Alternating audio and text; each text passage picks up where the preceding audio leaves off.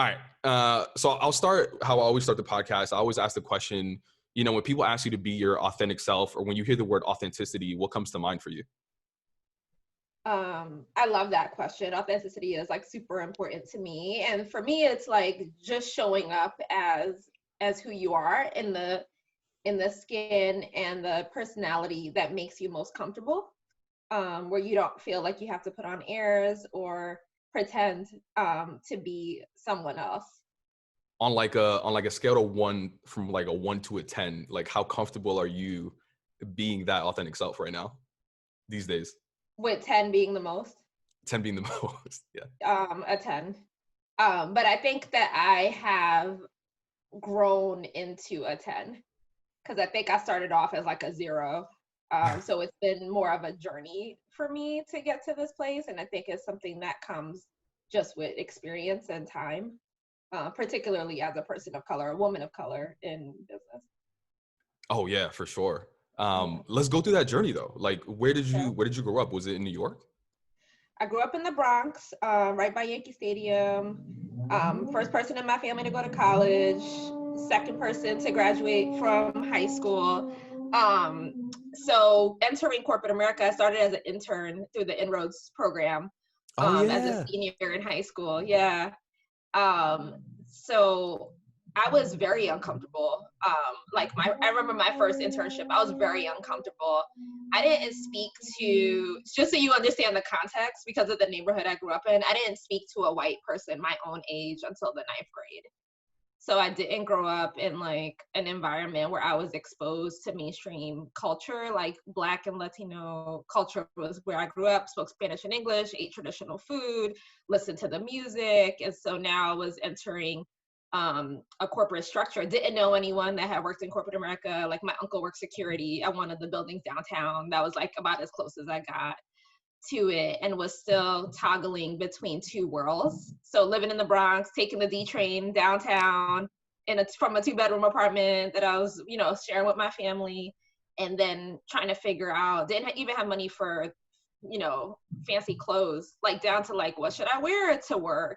And like, what do I talk to white people about? Like, it was just like said, like professional white, like, what should we talk about? And I was so uncomfortable and so scared in that early stage, which I know people now, I speak for a living, and people are like, are you serious? Like you're but I really was in that place of discomfort and trying to figure out how to navigate corporate America in that season. Even before you got into corporate America, right? Like you went to, was it Columbia, right? Like that's a predominantly white school as well, right? And I think that's so interesting as well because it's in Harlem, right? But then it's this like little bubble within itself. Like, what was that experience like? Well, before that, I went to boarding school. So I left the Oh. Bronx when I was 14, which was 100% Black, Dominican, Puerto Rican, like to a boarding school that had 330 students in North Andover, Massachusetts, and had 10 Black and Latino students. And I was part of a program called A Better Chance that helped like inner city minority kids get access to this phenomenal education. So for me, that was a big culture shock. Again, my first day of boarding school was the first time I spoke to a white person my own age. So the only notions I had were what I saw on television, which was like 90210, Melrose Place. I'm like aging myself.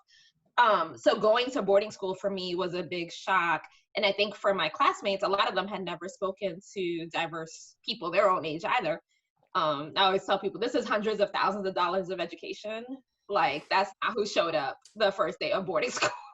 That's not who showed up. I had an urban accent. Like I was very New York, Puerto Rican. And so I think that experience actually shaped me tremendously. I was the president of our diverse student organization at the school. I started our Culture Month and speaker series with really bringing culture into the predominantly white school. And that's where I think my passion around diverse initiatives really started.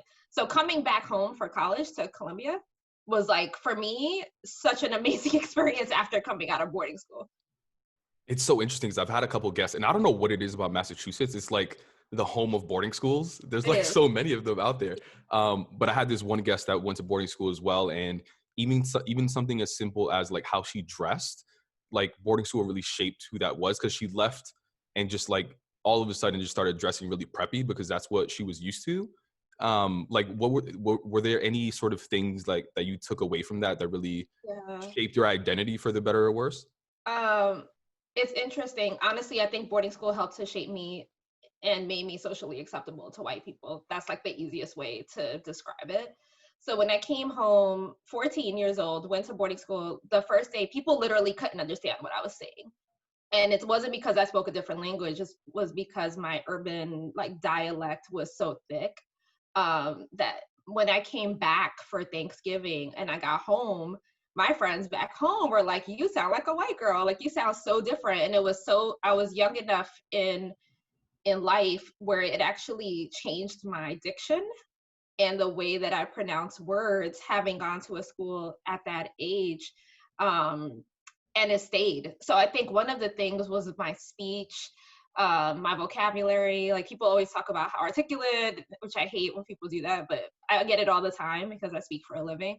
Um, it shaped me in a very different way and really improved my communication skills. The education was also like best in class, right? So I got a chance to not only learn how to practice communication skills, but I became extremely educated and worked really, really hard to understand kind of broader issues and topics going on in the world. It was an international school, so had exposure to a lot of things. So I think that for me, really informed a lot of my life. And then just the experience being there. I did crew for 4 years. I was a coxswain. Like there was just so many experiences. That my roommate was from Saudi Arabia. Like there were so many experiences I wouldn't have otherwise had. But I always felt like I was living between two worlds. You know, coming back home was a very different experience. So just to give you an example, when I was in the 11th grade, my sister was shot and killed as a bystander in a shooting in New York. So I had to come back home and left school for like a month to deal with that. And that was like the dichotomy of being you know, Black Latina from the inner city, first person to do everything, and then having this very preppy, upscale boarding school life, and was constantly juggling that and trying to figure out how to navigate both worlds like effectively. Yeah, I mean, that must have been so difficult because at such a young age, like most people don't like quote unquote leave home until they go to college. You know what I mean? And that's 4 years after the fact that you even had to leave home. So there's like at such an early age you have to grow up, right? And then you go to boarding school and then people are sort of judging you for your accent, but then you go back home and then people are judging you for the new way you speak. So it's just like you couldn't win. Like how did you even think about navigating those worlds? Because in some sense, and maybe I'm reading too much into this, but in some sense I'm sure that you want to fit in on both ends, right? Yeah, yeah. There's a quote. Dr. Felipe Corzeni, who is like the leading researcher on Hispanic marketing, has a book, and he says in Spanish, "Ni soy de aquí, ni soy de allá." Like Yeah. I'm neither from here nor from there. And that was kind of where I always was. But I think that was the early shaping of my authenticity because I had to get comfortable being in the place I was in, right? And not having to choose like I'm Black, yep, I'm Latina, I speak Spanish, I speak English. And by the way, I also liked doing crew, and I also liked having sushi with like my Jewish friends and some of like the other things that weren't necessarily that were foreign, I think, to the culture I grew up in. But it was a very, very difficult time, and it took a while for me to get comfortable in my own skin. And also to get comfortable with not being mainstream, because I was like I was like an activist in high school for diversity and people of color. And that, like, right now it's cool. Right now everybody's on this bandwagon, but back then, like, that wasn't not the way to gain popularity as an adolescent. Oh, for sure. They Yeah. probably said so many things about you, like they weren't calling you an activist, I'm sure. No, no. Why did you feel the need to? I mean, at such an early age too. Like, not that many people in high school would think to speak up so vocally like you did. Like, why did you still feel the need to do that? I mean, I had a lot of experiences in high school where things were said to me. Like it was just a difficult time, and it amplified who I was as a person of color because the school was not diverse. And I was so different. So I decided to lean into that instead of trying to assimilate to the mainstream culture of the school. Yeah. And then I had to fully own that. Like if I was making a decision to keep my identity, I then needed to fully own the identity to be comfortable with it. So it just became part of who I am. I got really close to the other students of color who to this day are some of my dearest friends from boarding school. Like I said, I was president of the diverse students organization on the campus. I was just doing a lot of things to try to better the school in that space. And I just had to get comfortable with it. Yeah. What were some of the things that were said to you?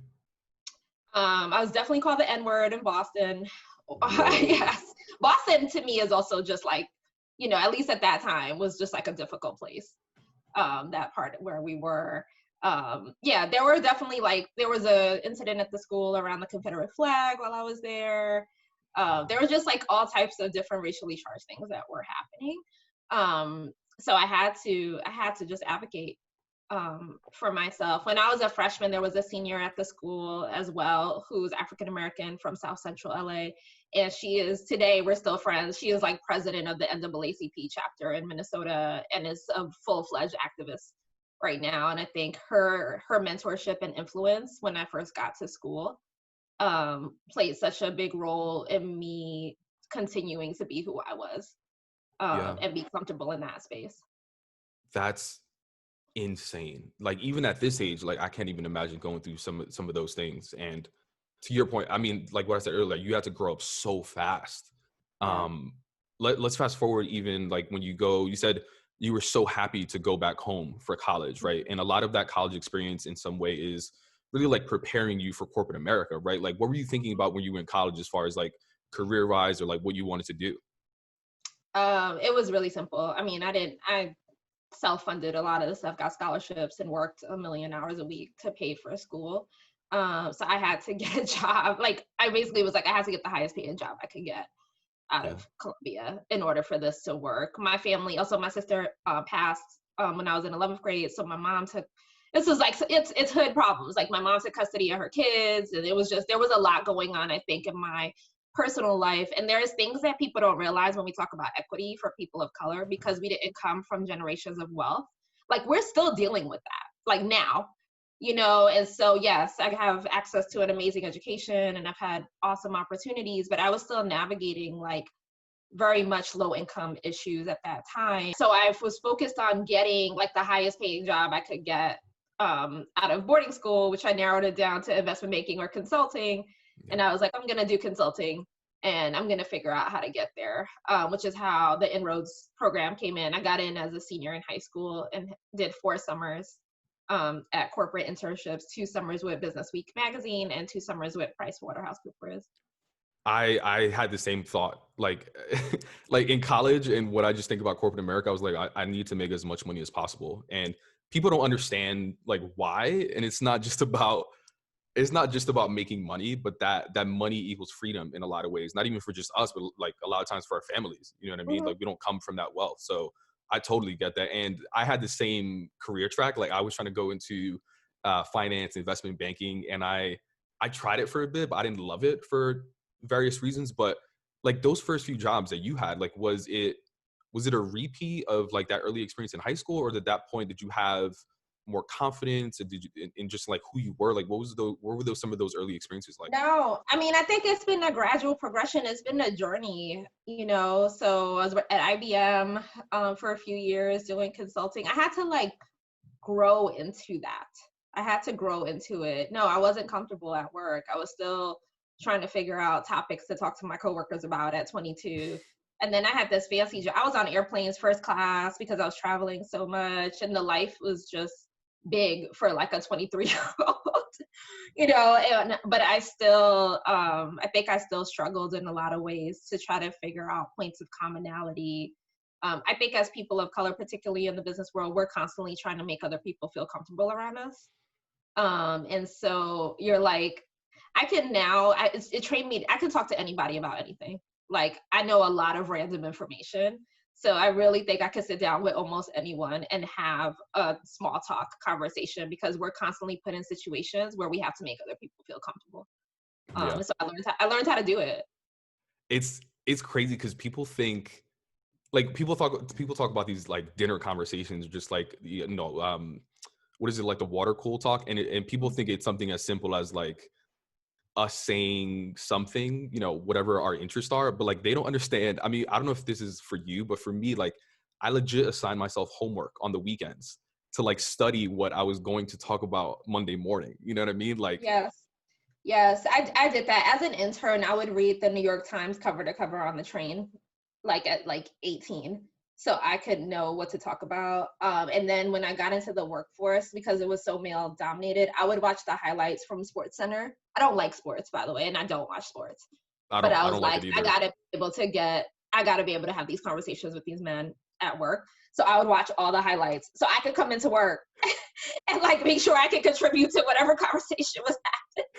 Like literally would force myself to do things so that again I became like socially acceptable in the workplace. I learned about wine and like made sure I understood how to order things. Like it's almost like another class where you're like studying mainstream culture to ensure that you're at least acceptable to the society that you're trying to really be a part of. And it sounds crazy, but that's actually things I think that people of color often have to do.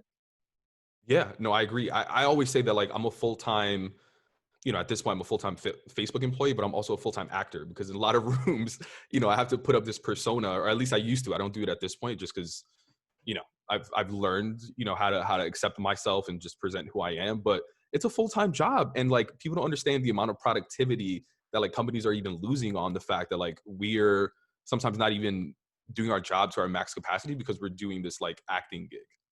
Yeah, no, it takes a lot of energy. And so, I don't know that a lot of times people realize that you're both trying to succeed, obviously, in your day-to-day work. But it's also important that you play the politics and understand how to navigate the organization. And a lot of times that takes a lot of energy. So for you though, like obviously it's a journey, or like it wasn't necessarily one instance, but was there something that just clicked at one point that was just like, I'm tired of putting up this facade? Was it a person that you saw that you were like, I want to be her? Like, what was it for you? Yeah, so I ended up doing 4 years of consulting. I went to Northwestern for my MBA. I graduated, transitioned to a career in marketing. And then I spent a few years at Pepsi. And I was having a good ride. Like I was starting to come into my own. I was president of the diverse employee resource group at Pepsi. I was leaning into that part of me. And then I got the opportunity to take this job at Kimberly Clark, to be the first multicultural marketer ever hired in the history of the company. And to use the marketing acumen that I have built at Pepsi running big brands and combine it to focus on how they would grow their business with Latina moms and diverse moms. So I started off on Huggies. I just had a baby. I was Puerto Rican. I know Spanish, and they would like go figure out how to sell Huggies to Latinas because they're having babies. So I was like, that like cool. I know how to do this. Like it was like a combination, I think, of my personal passions and my professional strengths. And I felt that leaning into who I really was actually became an asset in my work. So there was an unlock that happened when I started in that role, and I ended up expanding to all the North America brands, and the rest of it is history. Everyone kind of knows all the work I wound up doing, going to McDonald's. Now I'm here.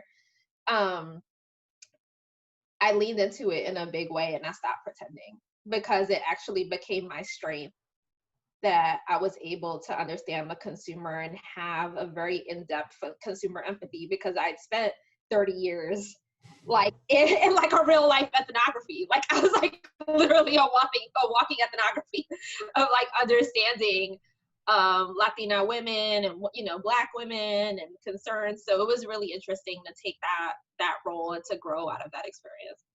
How did that feel? Like Um, you like just embracing all of that. And it sounds like obviously like you continue to be successful, but it sounds like you continue leaning to that strength as well, right? Yes. So now this is like full-fledged who I am. And I think for me the unlock is figuring out like the problem that you want to solve and then going after it wholeheartedly. So I was like, I want to change the way diverse people are depicted in advertising, period. So that a lot of people's notions of us are through media. And like we have such a tremendous responsibility as marketers to ensure that we're putting out the right messaging. So that became my problem to solve. And I think that for me was the biggest unlock. And it felt, so there's two sides of this, because I think people were like, well, you're riding high, like now you're, yeah, it's great. It's great when you find your passion and the problem you're trying to solve in the world, and your professional world lines up with that. I think the challenge also that we don't talk enough about is that it becomes very tied to your identity as a human, right? So it's not even just a job anymore. Like, it's not a job. You can't put it down. Like, you're, and also I do think there becomes a heightened resistance from a lot of folks when they see that. I think when you can bring your swag in and your professional acumen and your degrees, and like you're doing your thing, is dope. Like, the world loves you, but there's a lot of people that don't love that either. And so I encountered resistance as well as support in the journey. And I think that's just part of it. So it wasn't all, me floating in on clouds and meetings and getting work done. There was definitely a level of resistance, and everybody wasn't appreciating the swag. Everybody wasn't there with me. And that's okay. I had to figure out how to navigate that. Yeah, I love to dive into that a bit. Like, talk to me a little bit about the resistance that you face, but also on the other side, like, there are people that, that fuck with the swag, you know what I mean? That Yeah. appreciate the swag, that appreciate your authenticity. And, some people call them allies, we call them whatever we want, but talk to me about that resistance, and then talk to me about just like how people were there for you and really like supporting who you were. Yeah, I mean, the resistance, when you're a change agent and coming into a traditional organization that's done things a certain way for a very long time, and you're looking to uplift the depiction and the voices of people of color in the work, like, that's hard for a lot of people, because things have been done a certain way for a very long time. And I was also very different. Like, it's disruptive. Like, me coming to a meeting with my natural hair and the fullness of who I am, and it's disruptive to a traditional organization because it brings in a level of diversity that they were not accustomed to. And so I think for a lot of folks that was scary, because they couldn't relate to it and it didn't play to their strong suit, right? So if, like, this is the thing that where the organization is leaning into and you don't have the thing, that's scary. And so there was resistance with me, fighting for budgets and making certain decisions about the direction we would go with brands and the talent that we would use. And it was just a whole process. But I think even in the industry, and I love the industry so much, there's just so much I can say, but I'm big on like unification of culture, because I think we're a lot more alike than we are different, particularly BIPOC people. When you look at who we are, everybody's not about that life. Like me having an intersectional identity, everybody's not about that. There's still a lot of separation between African Americans and Latinos, for example, even though that hasn't been my personal experience. And I actually see the convergence more than I see the separation. So I encountered resistance on that front as well from industry folks, in terms of like, what is it that you're trying to do? Like, you need to relax with all of this, like, so that is just things I had to navigate. The allies, to me, have held me down. Like, there's just been so many peaks and valleys and just different seasons. I led multicultural at McDonald's as well. So I did that work for 8 years and then came to Facebook. And there's a community, I think, of change agents, of progressive people who want to be part of the change, that became like my people, like my tribe, and the people that I called on and went to. Lots of mentors, inclusive of white men, by the way, who really trying to support me and helped me to figure out how to do the work. And I'm still doing it. It's not over. Like, I'm still very much in it right now. I think that's the interesting part as well, right? Because like, obviously your career is not over. You're still growing. Yeah. You're continuing to like tackle new challenges. I've always wondered, because I'm not in a manager role. I'm not in a director role. You've had some pretty some positions that are up there in various companies. Like, is it easier, like, the higher that you go in certain ranks, to be yourself because like you're in a position of power, or is it more difficult? Because at the end of the day, like every manager has a manager. You know what I mean? Like, Yeah. is it difficult or easier? I think it's easier. When I went to McDonald's, I stopped straightening my hair. This is an example. I straightened my hair my entire life. And we can get a whole conversation about beauty and what that means, particularly with Latino culture. But I was like, I'm going to stop straightening my hair. Like, I'm a senior director, like, whatever. Like, just, you know, like, I'm just going to be free. I want to work out. I want to go swimming. Like, I can't be worried about my hair. And I'm trying to run a business. Like, they don't need me to be worried about my hair. And when I did that, a lot of the other women on the floor stopped straightening their hair. So I would come to work and we were having whole conversations, including white women, by the way, who were like flat ironing their hair before work. We would have whole conversations about products in the hallway. And it was like such a small thing. But I realized that that started happening when I stopped straightening my hair. Like, it almost gave people permission, and it also evolved what professionalism looked like. Because I was a senior director showing up, like how I show up, then it evolves the depiction of like what a senior director looks like. I also, people see me present, like even in big board meetings and stuff, I do a lot of hip hop references. I love hip hop, but I always have like a story to relate to or bring in, like these different analogies around Beyonce. I did one on Jay-Z a couple weeks ago for the team. And I think that also, like me doing that in big, huge meetings with executives actually started to give people permission to just present themselves a different way.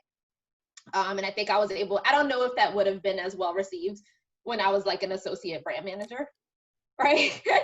I think I needed to get to a certain point, and now my goal is to make it permissive for everyone to just be who they are and to actually lean into that as a strength as I navigate like my forward-looking career.